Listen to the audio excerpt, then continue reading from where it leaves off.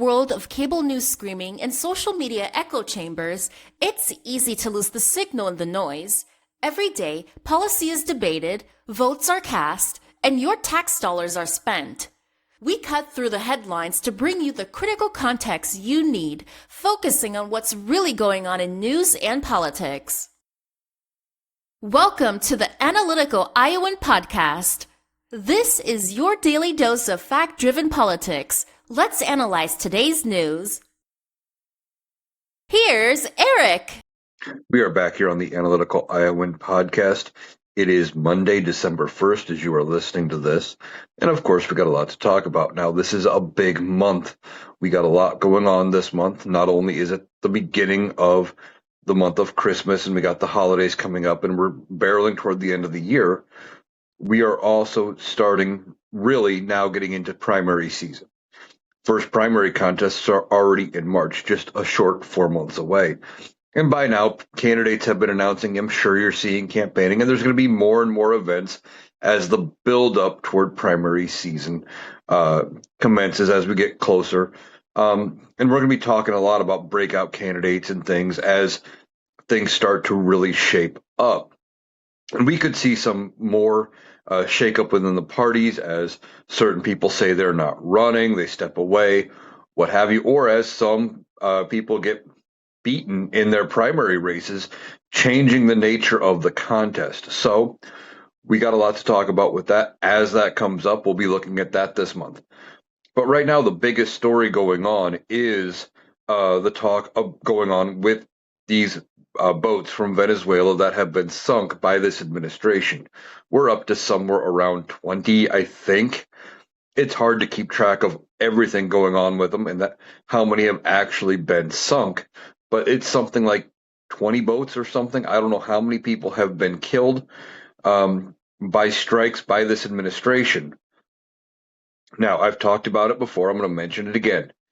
This administration claims these boats are running drugs, contraband, okay? And they're saying, well, we're stopping it from coming in, so we're just getting rid of it. But that's not how they should handle it. How they should properly deal with this and properly handle it would be to go ahead and let them hit U.S. waters, have the Coast Guard intercept the boats, because if we know where they are, we can track them the whole way with GPS and satellites and things like that. And once they hit U.S. water, seize the boat, search it, and if they are in fact smuggling like they claim, destroy the contraband and put them on trial. But that's not what this administration is doing. What this administration is actually doing is much, much worse. They're saying, well, we know there's contraband on there, and without going through any due process, and we know this administration doesn't care about due process, they turn around and they're just blowing up the boats. Well, this information about one of the strikes was leaked out, and it puts Pete Hegseth in a horrible light. Apparently, during one of the strikes, one of the ships was blown up, and as the remains of the ship was sinking, etc., and as the boat was on fire, some of the survivors were clinging to the boat. They were fighting for their lives and in no way able to continue to attack U.S. citizens or to attack the military or anything like that, right? They're hanging to the edge of this boat, and through orders from Pete Hegseth, he told them to kill them all. And that is, well, if we were in an active war situation with Venezuela or these cartels, which we can't really declare war on an organization, it would have to be the country. But anyway, it would probably be considered a war crime. Now, we push to have other leaders who commit war crimes put on trial through the International Criminal Court, etc., and to hold them accountable. And since we are not at war, it's probably murder. Now, simple fact of the matter, they're not following proper protocol. They're not doing anything. But this is going to get bad for this administration. Why? Because they are doing two investigations. Both are bipartisan in Congress, one in the House, one in the Senate. It's showing that the party is fracturing when it comes to Donald Trump. He's not getting his way nearly as much as he used to. He is going to be having to face accusations on this. Now, of course, Donald Trump claims to not know anything about it. When asked, he didn't know anything about that. And he doesn't think Pete Hegseth would have said to kill them all. And of course, it wasn't what Donald Trump would have wanted. But for somebody who claims to know everything and to be the smartest person in the room at any given time, just ask him, he'll tell you. He sure seems to not know a lot. He deflects to other people more and more. He doesn't, whenever he's asked tough questions like this, did you know about it? Nope, didn't know a thing. Don't know anything about that. Oh, that guy, I barely knew him. Sure seems to never know anything when you ask him. Now, maybe that part's actually true, is that he doesn't know anything. But anyway, these two joint investigations are going to be bad news for Pete Hegseth. Now, with that going on, what could happen out of this? Well, a number of things. As the investigation goes, it could lead to something akin to what they are already looking at doing. They're talking about a war powers resolution coming out of the Senate, which would require Senate confirmation for any more use of military uh, force against Venezuela or any votes, etc., and would require an authorization from Congress if Donald Trump were to engage with Venezuela. Now, he has said that they have pretty much shored up everything and stopped all the drugs coming in from boats from Venezuela, and now that they're going to pretty soon start land attacks. Well, that sounds like a war. And now Donald Trump may want to start a war because he thinks it's going to somehow save him and make him more popular. It's not going to do either. Now, he thinks this is going to make him look like a tough guy. Donald Trump is not a tough guy. He's appearing more and more weak as the days and weeks go on here. And with the party cracking around him, he's desperately trying to hang on to that power. Now, with these joint investigations, how far could it go? It could ultimately lead to the impeachment and removal of Pete Hegseth.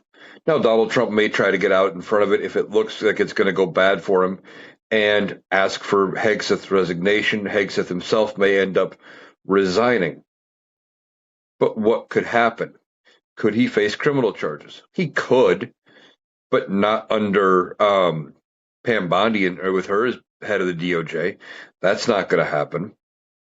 Now, Pete Hegseth was a member of the National Guard. He was a major, I believe. And I believe the National Guard works the same way as the regular standing military, which means he could end up getting called back potentially and get court-martialed for this. But beyond that, so could any of the other people involved. The admirals, I believe it was SEAL Team 6 that actually carried out the strikes, those kind of things. Any of them could end up getting court-martialed for this for either giving or following unlawful orders. Now, is this administration going to actually go through with it? Probably not, unless the tide of public opinion turns far enough against this administration. I don't see Donald Trump doing anything about it because that's just not who he is. He ends up caring more about public opinion and how people perceive him than he does anything else. He doesn't care about whether or not he's on the right side of history or the wrong side of history. There's just his public image. That's all he cares about. So when they go through this whole and they do this investigation, it's going to open a lot of eyes, and it could start again continuing to increase the fracture in the Republican Party. And ultimately, if public outcry is bad enough, just like the Epstein files, they could end up turning on Donald Trump and deciding that, hey, we got to get rid of Donald Trump in favor of J.D. Vance. Now, do they move on Donald Trump? I don't know. Could they impeach him? Sure, they could. Are they going to? Your guess is as good as mine. Now, I think they might over the Epstein files, but I don't know if they would over this. The reason I say they would use the Epstein files is because the MAGA base wants the Epstein files released. And Donald Trump is not releasing them. He's doing a lot to delay.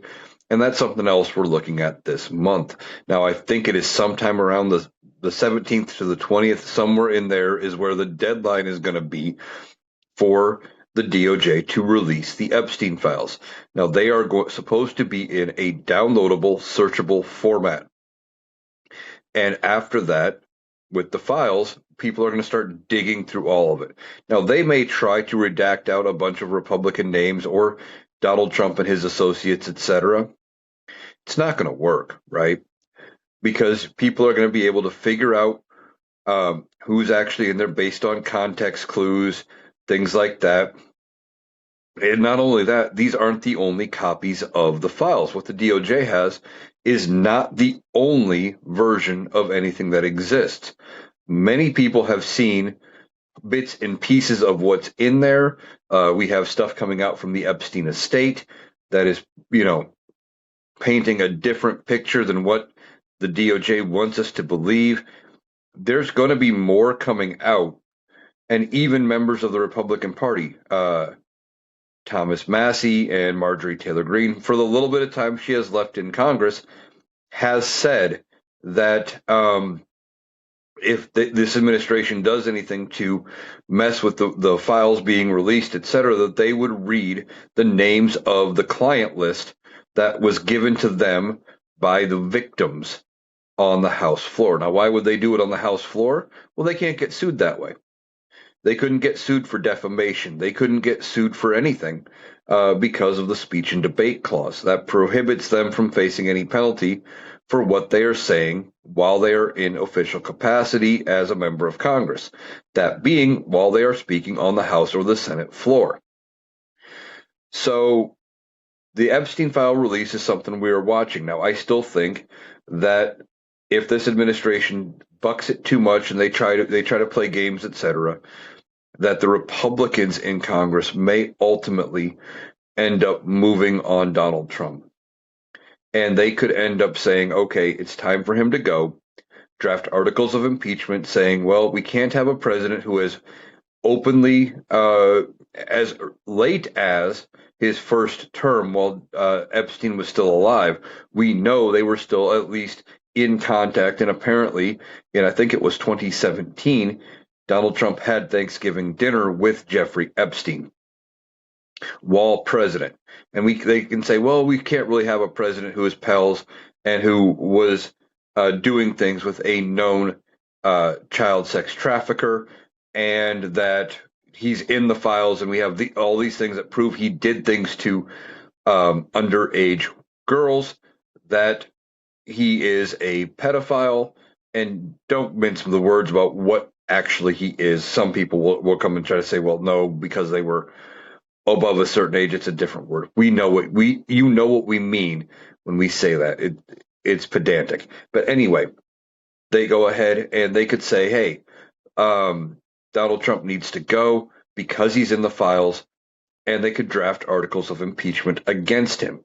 Now, I believe at any point, whether it is articles of impeachment led by Democrats, whether it's articles of impeachment led by Republicans, because of the margins in the House of Representatives, if it passes the House, even though it only takes like 4 votes right now for Republicans, that if it passes the House, I am convinced right now that there would be a conviction in the Senate. Why? Because why would you send over articles of impeachment if you didn't think you could get enough votes? Why would you go after a president of your own party when you control both chambers of Congress? And why would you do that if you didn't think you could actively remove him, aside from publicly embarrassing him? I just don't think they do it. I think they wait, and that they've had discussions behind closed doors, and that they could do it. Now, we had heard a while back that on certain issues, if articles of impeachment would make it to the Senate, that the Senate already had the votes to get rid of him.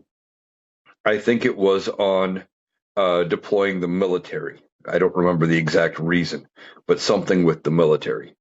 But I think that what they'll do is if they end up removing Donald Trump, they're going to want to go with J.D. Vance.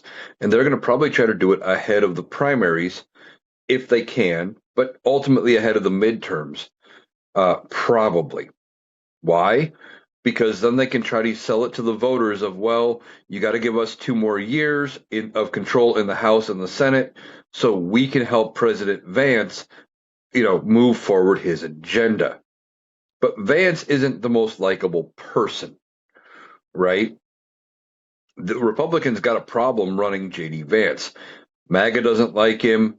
The Republican Party don't entirely like him. The independents don't like him. The liberals don't like him. He's going to be a hard sell to the American people. But if they can try to spin it so he is some kind of uh, favorable story here, where they can say, hey, you need to give him more time because he just got in. He's got to fix the Democrats' mess. And they're going to blame the Democrats, not Donald Trump. And that he's still got to fix everything from Joe Biden.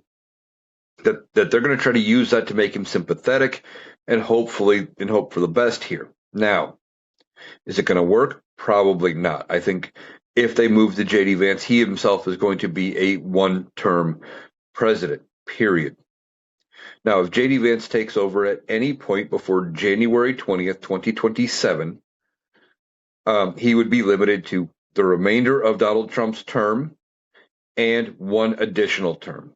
Anytime after January 20th, 2027, he could get 2 terms additional of his own, presuming he would win. Now, I don't think he's got a chance in hell, but I don't think he's got a chance in hell of winning. But if they do decide to run J.D. Vance, that may be where they go. Now, there was a poll out that suggested that Donald Trump Jr. right now is actually leading or gaining ground, I don't remember which, against J.D. Vance in a head-to-head poll. Now, that may change by the time we get to 2028. 2028 is a long ways away, politically speaking.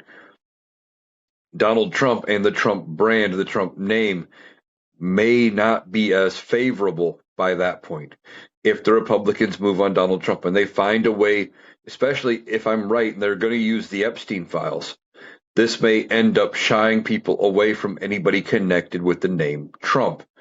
That he may ultimately end up a pariah, and his family and his kids, etc., will ultimately end up sharing his fate just by having his name, and they won't be able to elect somebody named Trump. So I could see the Republicans doing that. Now, beyond that, they also have the 25th Amendment as an option if Donald Trump's health continues to decline. And he's given us multiple reasons as to why we should be worried about his health. We have the images of him not being able to walk a straight line, not even straight-ish. He was zigzagging far enough way back several months ago when he met Vladimir Putin in Russia, where they literally rolled out a red carpet for him. And he was literally all over the carpet. He was walking almost in an S pattern. He could not walk a straight line, not even close. If I'd walk in a straight line the way he did, I'd be having cops administer other field sobriety tests trying to see if I was actually drunk in public. It looked that bad. Then you have images and videos of him dragging his foot. It appears that he is not raising his foot now as he walks, which is a sign potentially of a stroke.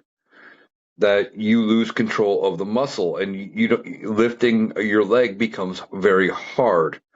That's why they do. You see the ads for things like Bath Fitter, where they do walk-in tubs, where it comes up 4 feet off the ground or whatever, but the lip of the tub where you actually step over is only like 2 inches, very, very low. But then it's a very high tub for older people, things like that.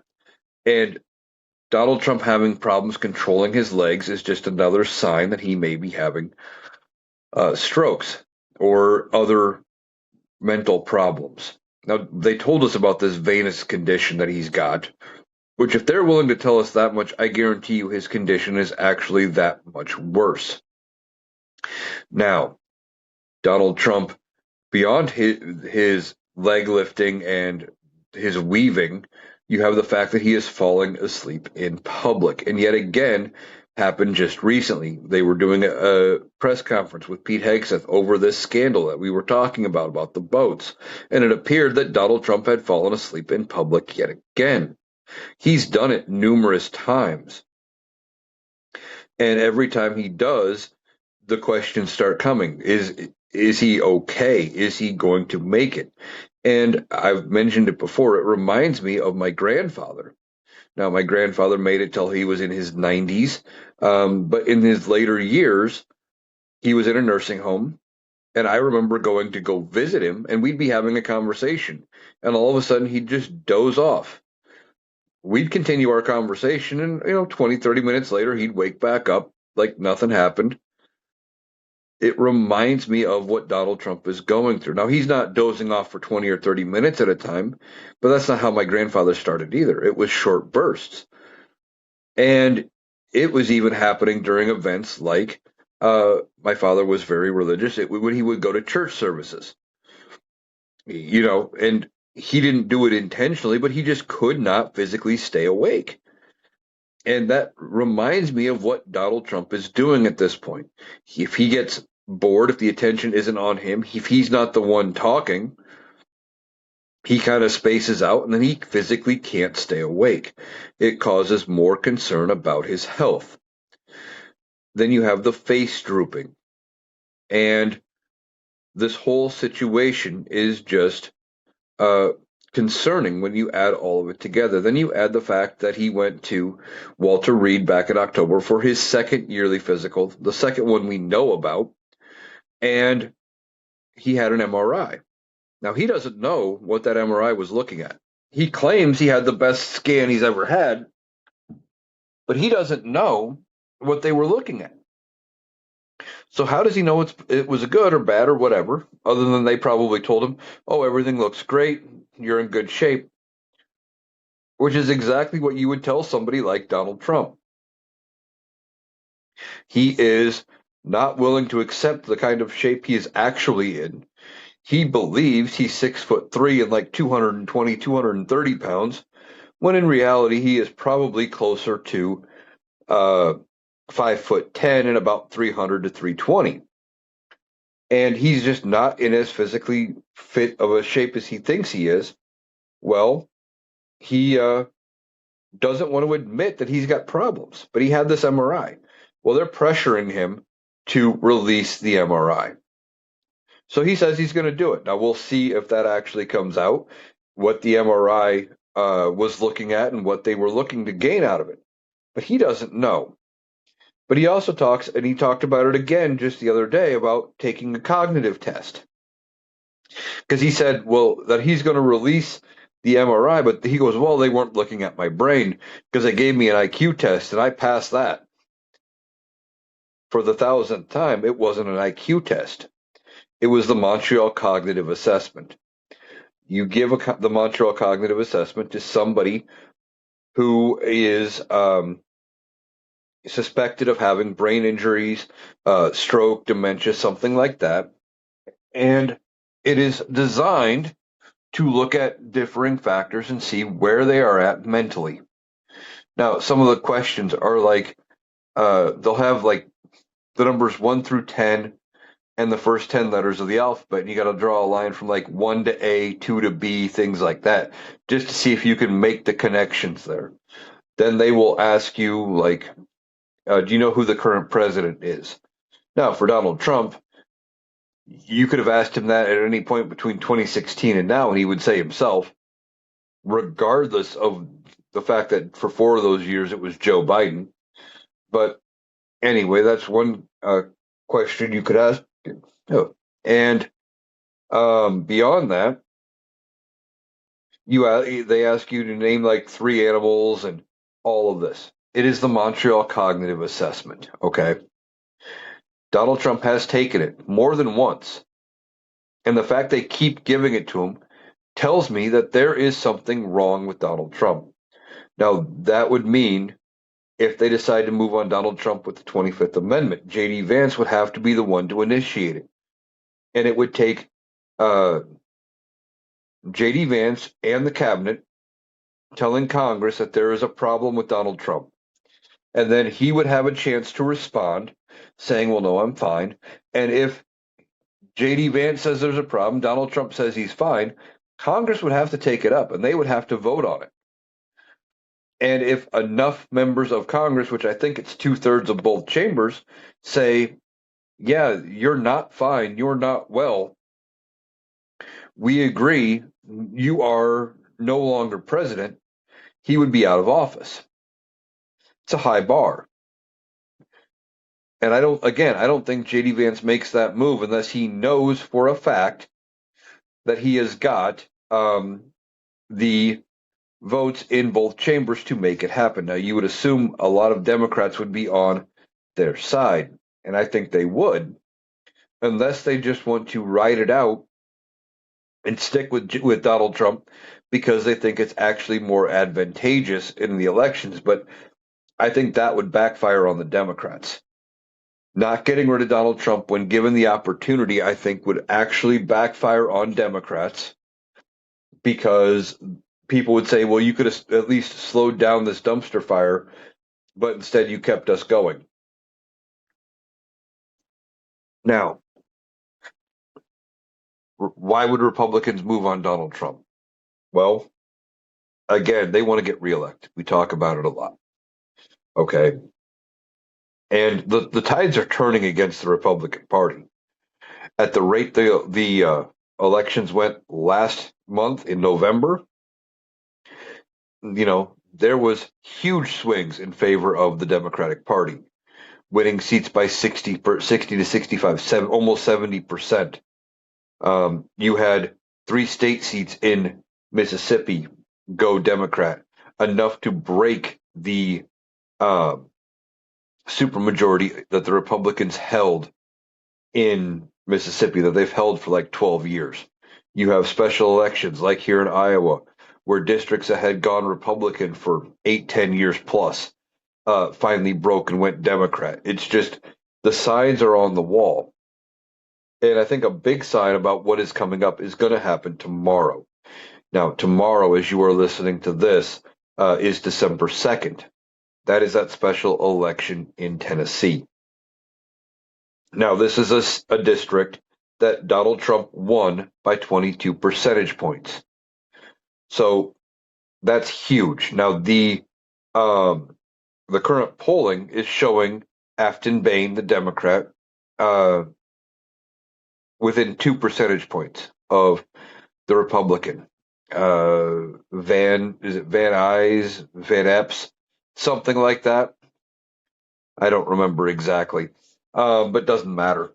Anyway, the Afton Bain has closed the gap to within 2 percentage points, and usually these polls have a 3% margin of error, which, if the poll is correct, that would mean Afton Bain could win with 1% of the vote and beat the Republican by 1%, or they could lose by 5%. That's how that math works. However, the simple fact that Afton Bain has closed that gap, even if the poll ends up right on the money and it's at 22%, that's a warning sign to Republicans. It really, really is. So it's a warning sign to Republicans because they end up looking foolish if they don't win this by a significant margin in a district that was safe Trump just a year ago, just a little over a year ago. Donald Trump wins it by 22 percentage points, and let's say they lose that district. The Republicans got to go, oh shit, how many other districts are the Democrats going to pick up?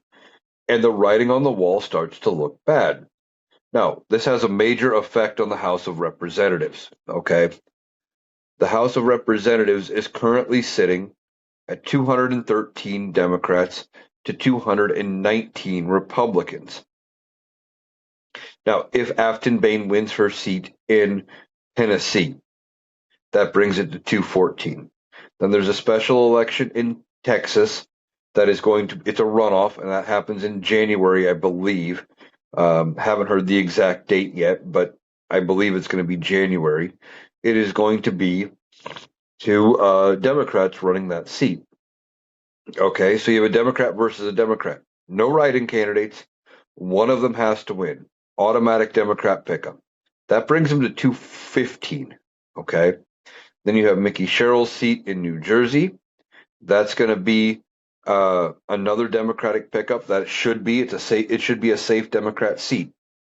That brings them to 216. Okay. Then that brings us right around that same time frame. Marjorie Taylor Greene's seat leaves in January. She resigns. Now, by mid-March or so, there would be a special election in Georgia. Now, the chances of flipping a Georgia special election seat are pretty slim. But let's say Marjorie Taylor Greene's seat, for the sake of argument, let's say the Democrat picks that seat up. That brings it to 218 Republican to 217 Democrat. Okay. That is pretty bad, right? Like that would be a horrible margin for Mike Johnson to be in. He could lose one vote on anything and they'd be out. And it would take just one Republican to resign and have their seat won by a Democrat, for them to switch parties, which could happen. Something like that. Democrats would just need to pick up one more seat, and that would end up being a Democratic flip. They would have control of the House of Representatives as of whenever that happened, riding out to the end of this Congress, which would then go till January 3rd, 2027, after the midterms in 26. Well, if the Democrats have control, Donald Trump's getting nothing else through. His time's done. And it's only going to increase their lead, I think, during the midterms. But if the Democrats pick up enough seats to win control of the House, Donald Trump's getting nothing else through, period. There's going to be investigations. They are going to look at everything. And this is regardless of whether or not they get the House before the midterms or wait until next Congress, January 3rd, 2027. Democrats are going to be investigating everything. And there's going to be all kinds of investigations looking at his tearing down of the East Wing of the White House and this ballroom he wants to build. Going to be looking at the actions with Venezuela. Going to be looking at his tariffs. Going to be looking at his immigration. Going to be looking at everything. Democrats are going to be holding public hearings, and the more this gets laid out, the worse it's going to look for this administration. The worse the Republicans are going to look, and it is not going to be pretty. Now, is it possible that the Democrats could flip the House early? Yes. I was in a live last night with Legal Dad on TikTok. Now, I was just in the audience. I was not a panelist by any means, but we were talking about flipping the House ahead in that scenario I was just talking about. And not sure if it's ever happened in the House, but one of the other guests in the live, one of the other people in the chat said in 21, the Senate, or in 2001, I should say, I'm sorry, that the Senate flipped by one seat because of a senator switching parties. It was a 50-50 split, and one of them switched parties, and I don't remember which way the Senate broke after that as far as who had control. But it was enough to, I guess it would have been Democrats would have got control if it was 2001, because Bush would have been in office, Dick Cheney would have been the tie-breaking vote with a 50-50 split. So yeah, apparently it is possible to do something just like that. And when they are down to a one-seat majority, multiple Republicans may be looking at the writing on the wall saying, hey, we got to jump ship. Some of them may jump to becoming independent, caucusing with Democrats. They may end up just becoming Democrats, hoping that it will save them in the midterms. Who knows? Just gonna have to keep watching and seeing, and it's gonna start with tomorrow with Afton Bain's election in Tennessee. If Afton Bain wins their Senate seat, or their House seat, I should say, if they win the House seat, that is going to be the beginnings of the end of this administration. As far as it's going to scare Republicans, it's going to put more pressure on Republicans to be more bipartisan, etc.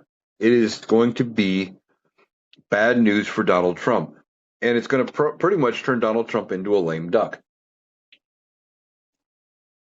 Now, beyond that, we already have cracks forming in the Republican Party. I was talking about it earlier.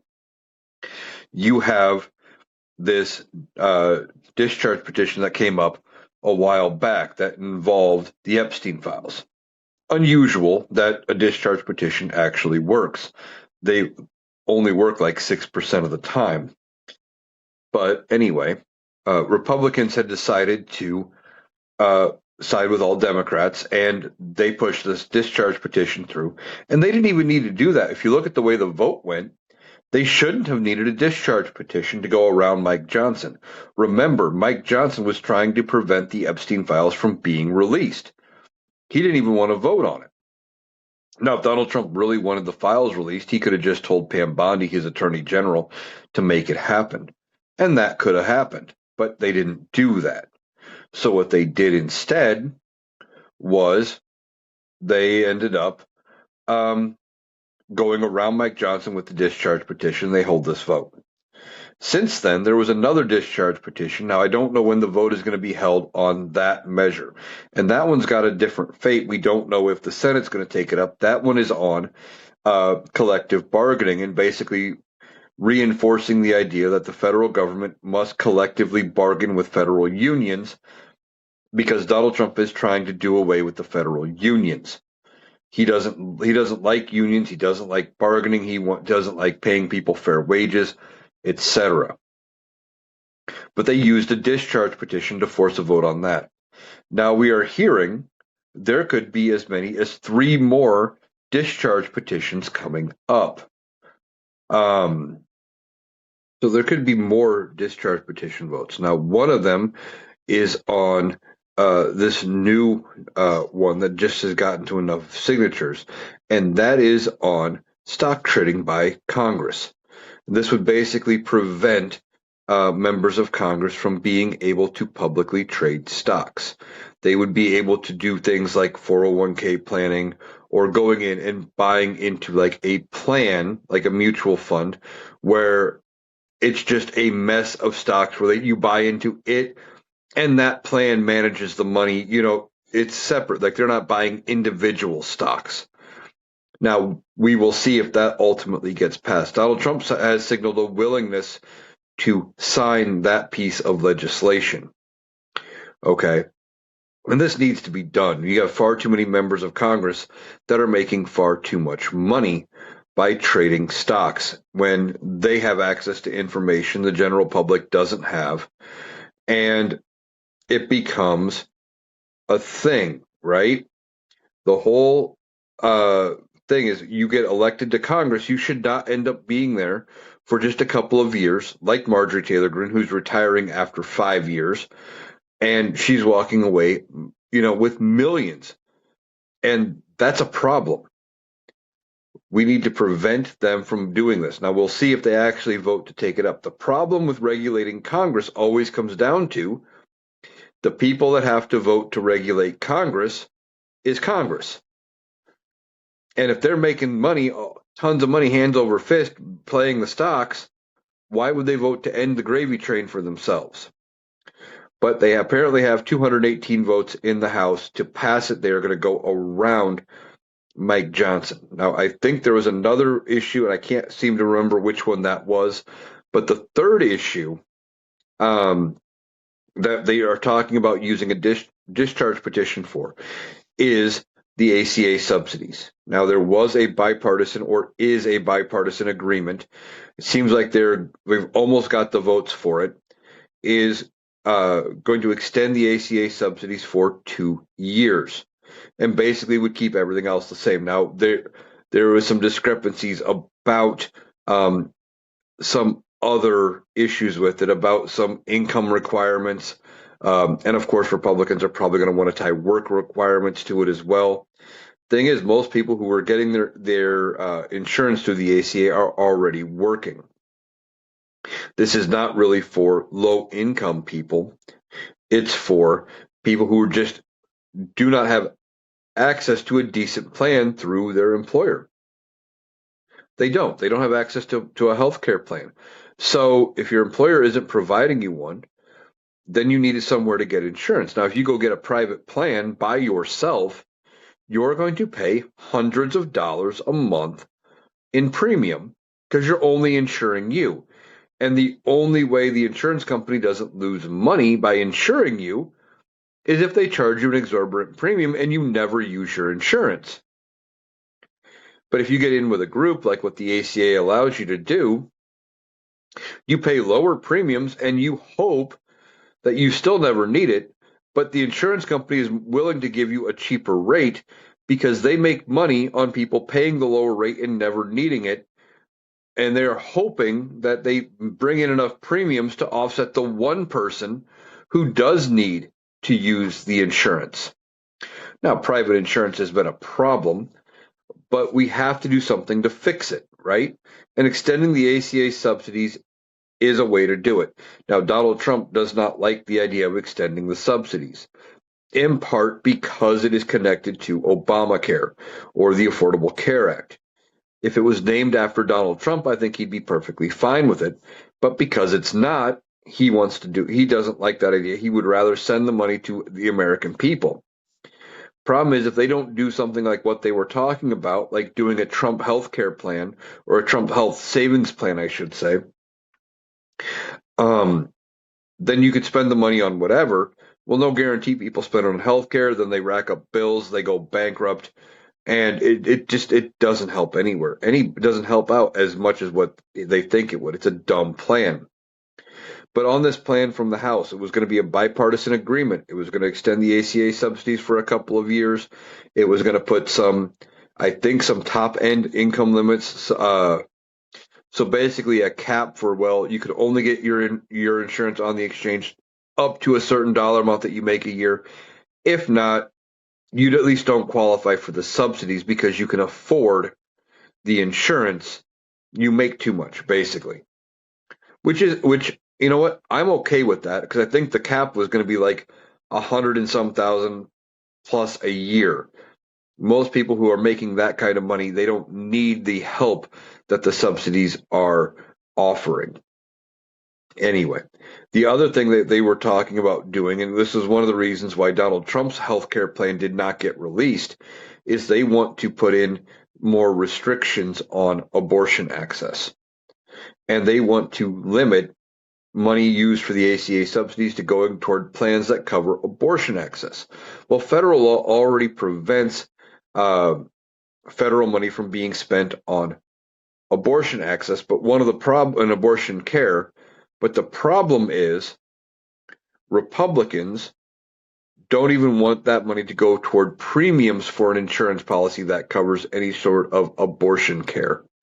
Now, there's all kinds of reasons as to why a woman may need to get an abortion, between serious health complications for the child, for her, who knows, right? But Republicans have long demonized anybody who gets an abortion. Just that, well, why would you ever consider it? But there's other things that also fall technically, under abortion care. And we are finding out the hard way what these very restrictive abortion laws actually translate to. When you can't get treatment for an ectopic pregnancy, you can't get that. They can't do anything for you because that is still considered an abortion, and the doctors don't want to be sued over if they have a heartbeat bill or whatever, or if it falls outside of their ban, and they say, well, I could lose my license for it.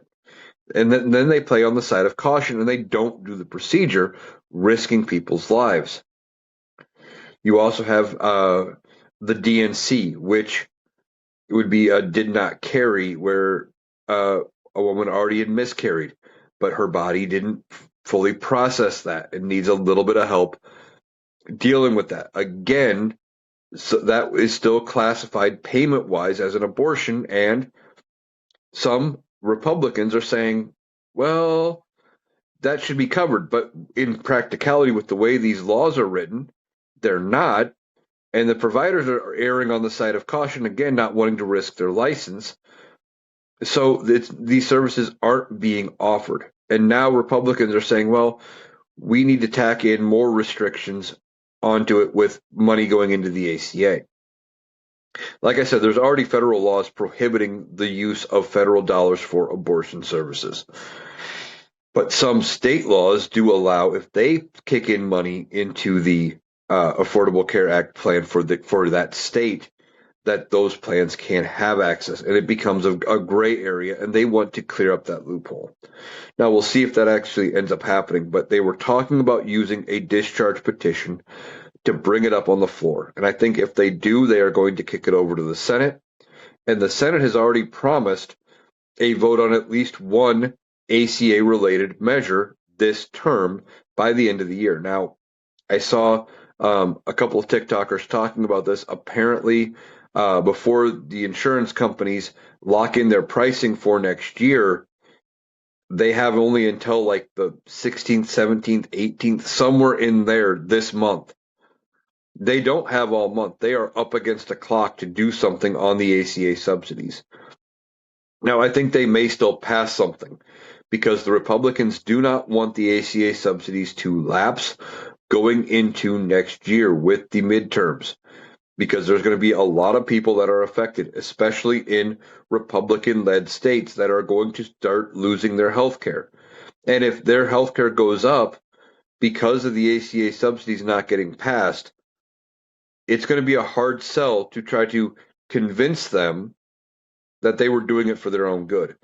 The problem is when people start feeling the effects of their own decisions, they suddenly start waking up to how bad those decisions were. Now, one of the ways Republicans have always spun their voters against the Affordable Care Act has been to label it Obamacare. And to this day, there's a lot of people that do not like Obamacare but love the Affordable Care Act. And when the ACA subsidies go away and their health insurance starts going up, how are Republicans going to spin it? Are they going to try to blame it on Obamacare? That, well, it's because of Obamacare that your policies went up.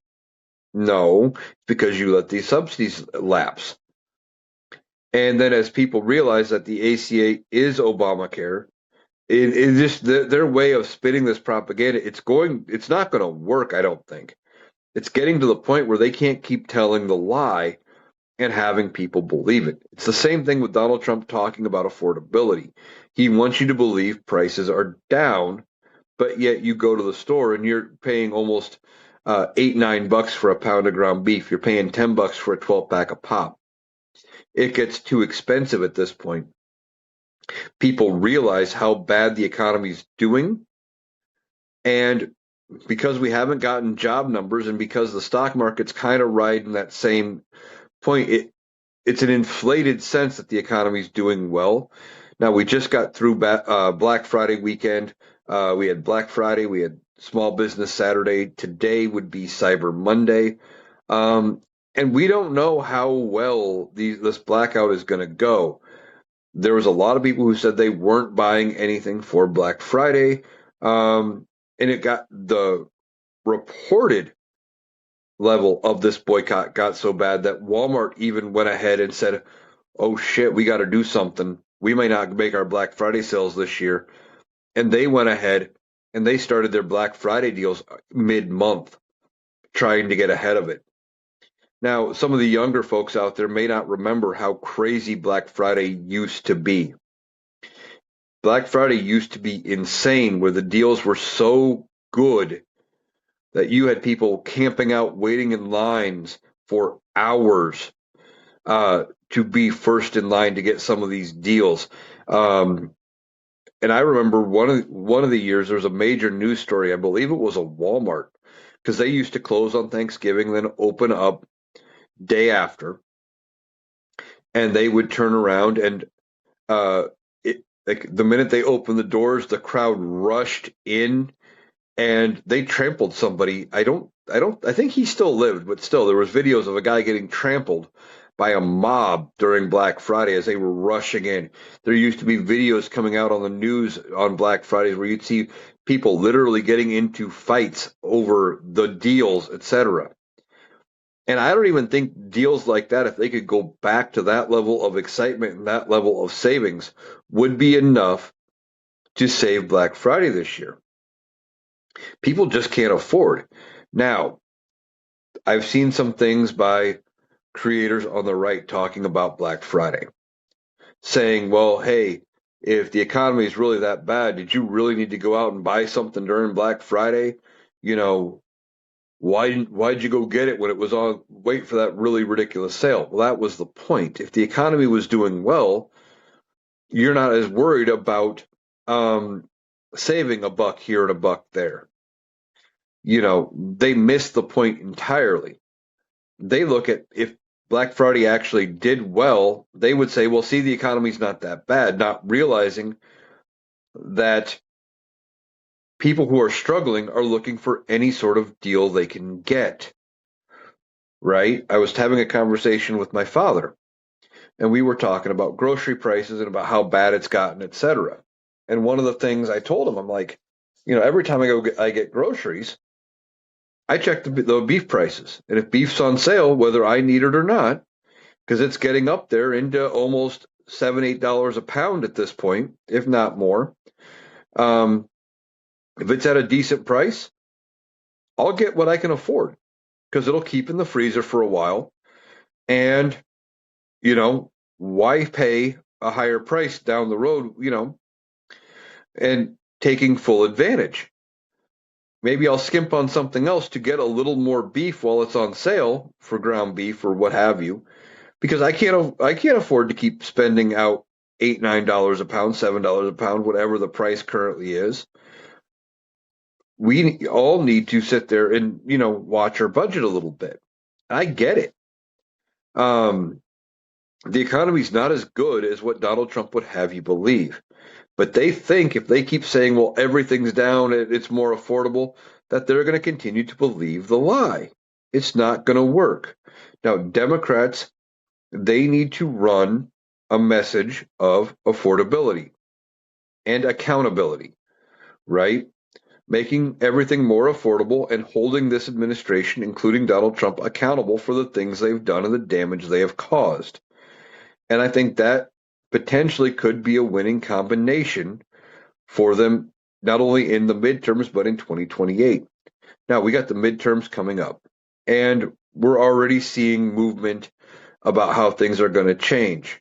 But if Afton Bain wins her special election by even a few percentage points, that will just reinforce my idea for what I think the midterms are going to look like. And I really do think that the midterms are going to go to the Democrats and that they are going to win 40 or 50 seats in the House and they may flip the Senate.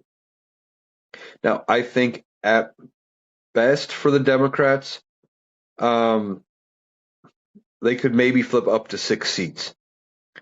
That would be very, very tough.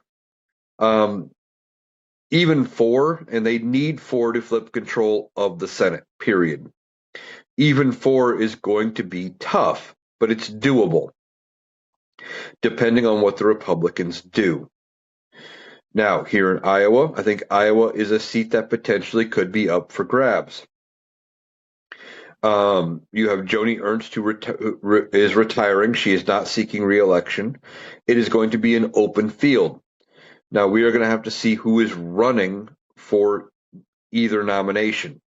So far, I have not heard any names that really stand out to me on either side as a breakout star, as somebody who could have a chance.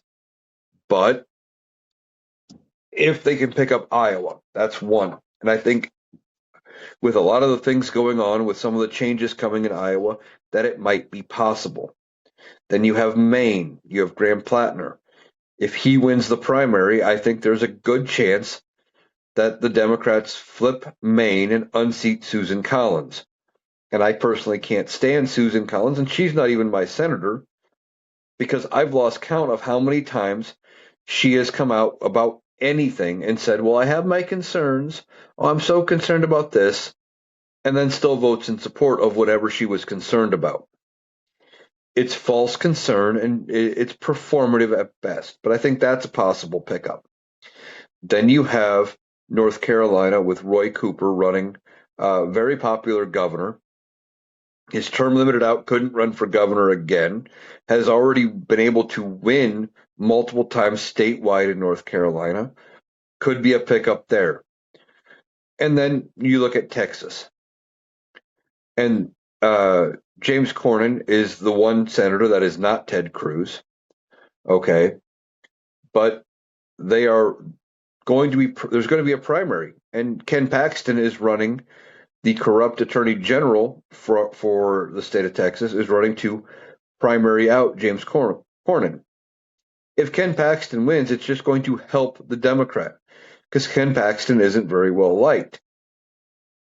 And if the primary fight gets messy or Paxton decides to launch a third party attempt or something like that, that could just again help the Democrat potentially win.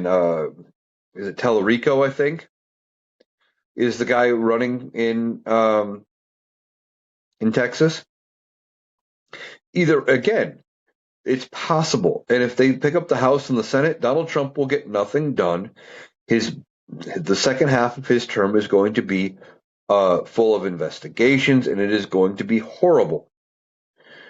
So we got a lot to watch as we're getting into this month. A lot of things coming up, a lot of things to keep an eye on, starting as early as tomorrow with the special election. And it's only going to continue to get worse for Donald Trump every single day from here on. Every day is going to get worse. He's going to have more and more to answer for. And being a narcissist like he is backed into a corner. It's getting worse for him. He can't juggle his way out of all of this. He can't divert and distract his way out of all of these situations. It is going to keep getting more and more difficult for him. And he is not going to be able to keep it all going. He could end up suffering some kind of a mental breakdown or something like that in response. And ultimately, I think the Republicans may end up walking away from Donald Trump, calling it quits on him. And I know it sounds crazy, but I think they could do it. And it all might start depending on how bad tomorrow's election goes. And then with the election or the Epstein files, I mean, when those start to come out, if there's as much damning things in there about Donald Trump as we think there are, the Republicans may be left with no choice but to move away from him just to save their own asses. So we got a lot to watch this month, and I'll be here every day with a podcast giving you my breakdown of everything going on as we navigate this this world of news and politics, and we look at all of the crazy events happening. So I want to thank you for taking the time to join me today. That's going to do it for the Analytical Iowan podcast. I'll be back tomorrow with even more because there's always something to talk about.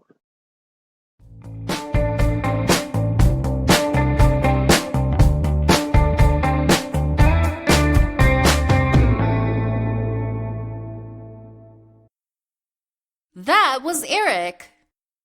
That does it for our analysis today. If you appreciated us cutting through the noise to get to the critical context, please make sure you're subscribed to the Analytical Iowan podcast on Spotify and YouTube. We'll be back tomorrow. Thanks for listening.